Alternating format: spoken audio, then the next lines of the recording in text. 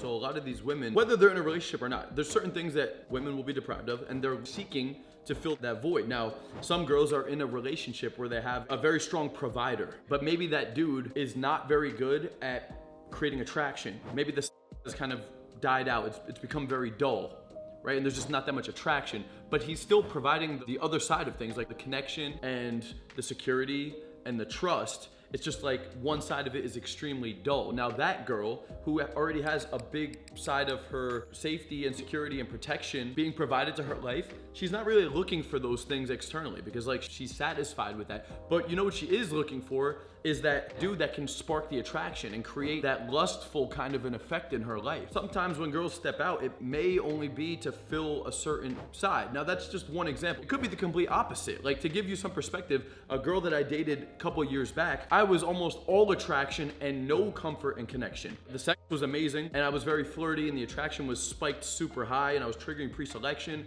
All of that was in place, but she didn't feel very secure in the relationship. Now that girl, once our relationship ended, I saw the next dude she dated, and it's no coincidence that the next dude she dated was more comfort and connection, less attraction. You could tell he was a little bit more of a provider. He still had a little bit of attraction, but like my relationship dynamic was like this. It was as if she went the opposite way on the next relationship, because in the moment when she's leaving that relationship, she never had that part satisfied. So now she's really craving that as a selective indicator for her for the next dude she's dating. So when she saw that in the next man, that was a big boost for her.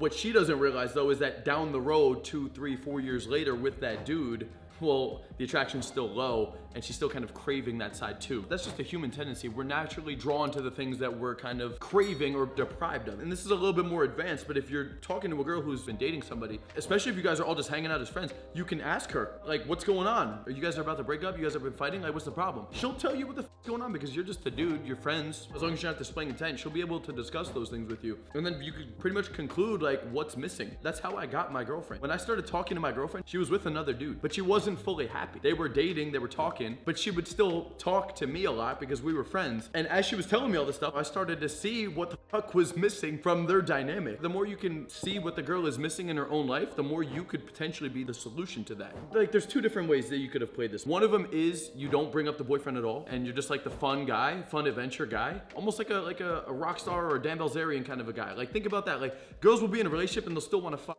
Dan because he's just super party dude, no judgment. I got all these women around, like we're just having sex, it's not a big deal. You could fucking go back and do your thing. The other way is if you are talking about the relationship, understand you're probably not gonna get her that night. It's gonna be more of like a long-term demonstration that you're the better option. And as that other dude continues to fuck up consistently and you're in her life demonstrating that you are the guy, over time she will start thinking about you inevitably if you are playing things right. I mean, I'm a prime example of that. Like I was talking to my girl, she was with this other dude, it wasn't going well, we were friends, I was still demonstrating pre-selection, I was still doing my own thing, but over time I clearly indicated that I was the better option.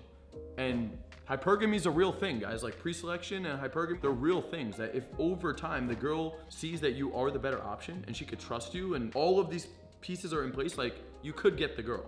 I hope you guys enjoyed this video. If you're interested in implementing any of the concepts taught in this video, I have a brand new coaching program where you can actually work with me one-on-one. I'm going to analyze your communication, your pickup skills, your game, and assess where you're at, point out your blind spots, your sticking points, show you the step-by-step process as well to take you from where you're at right now to accomplishing your goals with women and dating. Click the link in the description, fill out that application, pick out a day and a time for that consultation call, and I'll be talking to you guys soon. Until next time, Coach Kyle signing out.